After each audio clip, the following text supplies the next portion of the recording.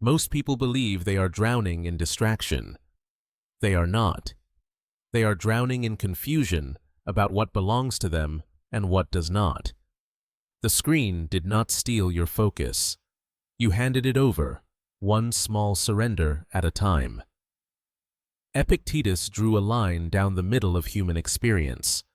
On one side, the things you actually govern. On the other, everything else. Your judgments, your effort, your response to what happens. That is your territory. The weather, other people, the market, the algorithm. That is not. The idea sounds simple until you try to live it. Most of your daily suffering comes from spending emotional energy on the wrong side of the line. You rehearse arguments with people who are not in the room. You refresh dashboards you cannot influence. You brace for outcomes you cannot command. The practice is not detachment, it is precision. You care fully about what you can move. You release your grip on what you cannot. This is not passivity, it is the opposite.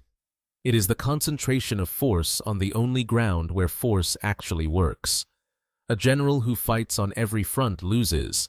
A general who chooses one wins. The Stoics were not calm because they cared less. They were calm because they cared about fewer things, more deeply, and in the right places. The dichotomy was hard enough in Rome. In the AI age, the line has been deliberately blurred.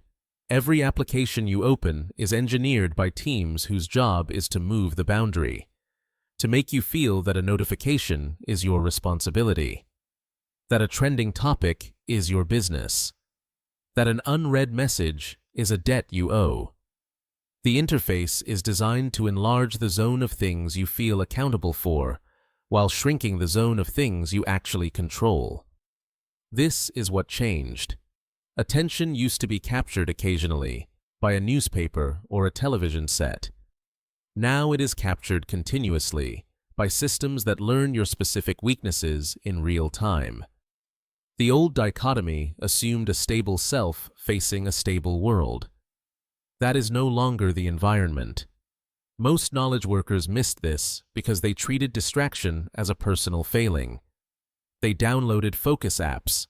They tried harder. They blamed their willpower. But willpower is not the variable. The variable is the line itself. You cannot exercise discipline over a territory you have not defined. The cost is not just lost hours. The cost is a corroded sense of agency. When you spend the day reacting to inputs, you end the day feeling powerless because you were. You touched 100 things and moved none of them. You confused motion with action. AI tools compound this in a specific way. They lower the friction of producing output, which means the bottleneck is no longer execution. The bottleneck is judgment. Deciding what is worth producing. Deciding what to ignore. Deciding what belongs to you. A person with weak judgment and powerful tools generates more noise, faster. A person with sharp judgment and the same tools generates leverage. The difference is not intelligence. The difference is whether they have drawn the line clearly enough to know where to aim.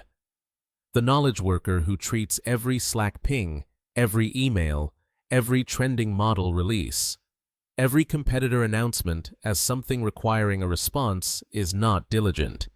They are unclaimed territory. Anyone can plant a flag in their afternoon.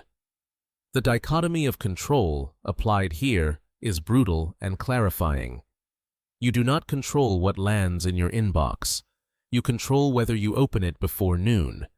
You do not control what your competitor ships. You control what you ship. You do not control which model releases this week. You control whether you learn one thing deeply or skim 10 things poorly. The people who will do serious work in this decade are not the ones with the most tools. They are the ones with the clearest interior fence. I turned off Slack notifications last Tuesday and immediately felt the difference.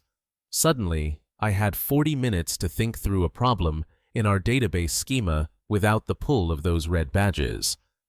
But by Wednesday afternoon, I'd turned them back on because I got anxious missing what my team was saying, so I was back to context switching every few minutes. One practice: a single index card kept on your desk, rewritten every morning before you open any device. At the top of the card, write today's date. Draw a vertical line down the middle. On the left side, write the word mine. On the right side, write the words not mine. Under mine, list no more than 3 items.